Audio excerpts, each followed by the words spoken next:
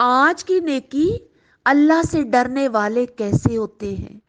جب اللہ سے جڑ جاتے ہیں، جب اللہ کا ڈر دلوں میں آ جاتا ہے، جب اللہ کی محبت دلوں میں بس جاتی ہے، جب اللہ سے لو لگ جاتی ہے، جب اللہ محبوب ہو جاتا ہے، پھر دل کے ساتھ ساتھ متقیوں کا بدن بھی جھک جاتا ہے۔ پھر وہ اپنے رب کے سامنے اپنے ایک ایک جسم کے اس کو اپنے رب کے لیے سلنڈر کر دیتے ہیں۔ پھر وہ کہتے ہیں، میرے مالک، میرے خالق، تو نے بلایا، تیری ملاقات کی طرف میں حاضر ہو گیا۔ جیسے ہی وہ نماز کے لیے اذان سنتا ہے، وہ نماز کے لیے تیار ہو جاتا ہے، نیت کرتا ہے نماز پڑھوں گا، نیکیاں ملنا شروع ہو گئی، گناہ جھڑنا شروع ہو گئے۔ تصور تو کیجئے، جب ارادہ کیا وضو کا، ایک گناہ جھڑنا شروع ہو گیا۔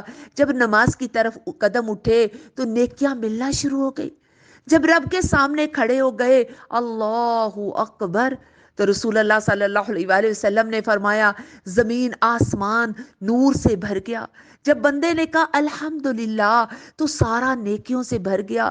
پھر رکوع میں، پھر سجدے میں، پھر ماتھا، پھر ناک تک اپنے رب کے سامنے جھکا دیتا ہے اور بتاتا ہے، الہی تیری ملاقات کے لیے آیا ہوں، الہی میں حاضر ہوں۔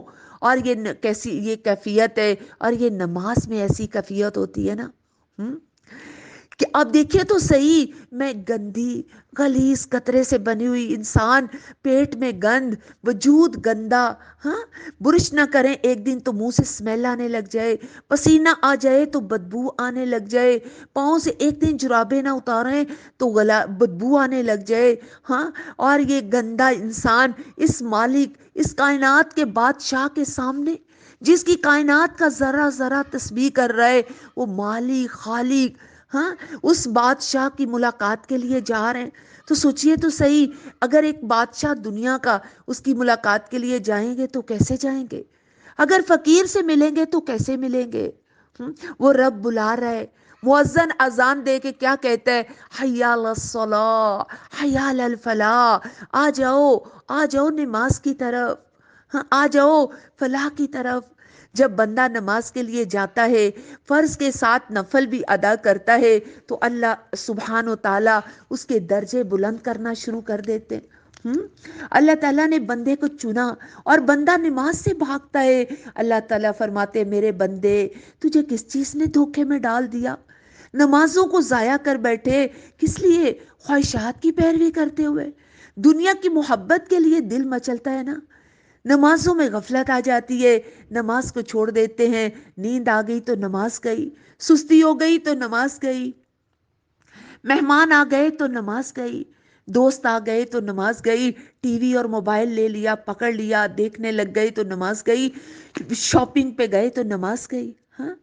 جو نماز ترک کرنے کا ارادہ کرے نا، فوراً سوچ لے، میں تو رب کی ملاقات کا تصور ذہن میں لائے نا، میں تو رب کی ملاقات کے لیے جانا ہے، اور اگر رب کی ملاقات نہ کی تو منزل نہیں ملے گی۔ آپ کی میری منزل کیا ہے؟ جنت الفردوس ہے نا۔ اس لیے سورہ قلم میں آتا ہے، اور جس دن سخت دن آ پڑے گا، لوگوں کو سجدے کے لیے بلایا جائے گا، مگر لوگ سجدہ نہیں کر سکیں گے۔ کیوں؟ اس لیے کہ انہوں نے دنیا میں سجدے نہیں کیے ہوں گے۔ جس دن نگاہیں نیچی ہوں گی اور ذلت چھائی ہوگی۔ آج عزت کے لیے سجدہ نہیں نہ کرتے، لوگ کیا کریں گے؟ مولوانی بن گئی، لو اب میں شاپنگ پہ ہوں، اب میرے مہمان آئے، اب نماز پڑھوں، ہاں۔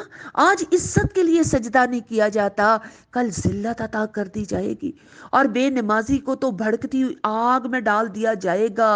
اپنے بارے میں سوچئے، کون کون بے نمازی ہے؟ میری بیٹی، میرا بیٹا، میرے رشتہ دار، سوچئے کیا بنے گا ان کا؟ ماں چاہتی ہے نا میرے بچے تو سب سے اچھی جگہ پہ ہوں، ہاں، اور اسکول کا پڑھانا ہے تو رات رات بھر اٹھائے جائے اور پڑھے نہ، اور اگر قرآن یا نماز کی بات آئے تو سوئے کو سوئے رہنے دیجیے، اٹھائے ہی نہ ماں، ہاں۔ کیا ماں یہ برداشت کرے گی ماں کے آنکھوں کے سامنے بچوں کو بھڑکتی ہوئی آگ میں ڈال دیا جائے؟ سورہ قیامہ اللہ تعالیٰ فرماتے، مجرموں سے پوچھا جائے گا، کیا چیز تمہیں دوزخ میں لے گئی؟ وہ کہیں گے، ہم نماز نہیں پڑھتے تھے۔ یہی چیز انسان کو دوزخ میں لے جائے گی، ترک صلاح، ترک صلاۃ دوزخ میں لے جائے گی۔ سوچئے کون کون، میرے بچے، میرے رشتے دار، میں خود، کون کون بے نمازی ہے۔ رب نماز کی طرف، ملاقات کی طرف بلا رہا ہے اور ہم نہ جائیں۔ اگر جنت منزل ہے تو کبھی نماز کو بوجھ نہ سمجھیے، شوق کے ساتھ، لگن کے ساتھ، محبت کے ساتھ نماز کی طرف دوڑیے۔ اور منزل ہے نا جنت، تو جنت میں جب جائیں گے رب مہمانیاں کرے گا، رب سے ملاقات ہوگی۔ کن کی؟ جنہوں نے دنیا میں رب سے ملاقات کی ہوگی۔ اور اگر دنیا میں بے نمازی رہ گئے تو نمازی کا تو انجام کس کے ساتھ ہے؟ فرعون کے ساتھ، قارون کے ساتھ۔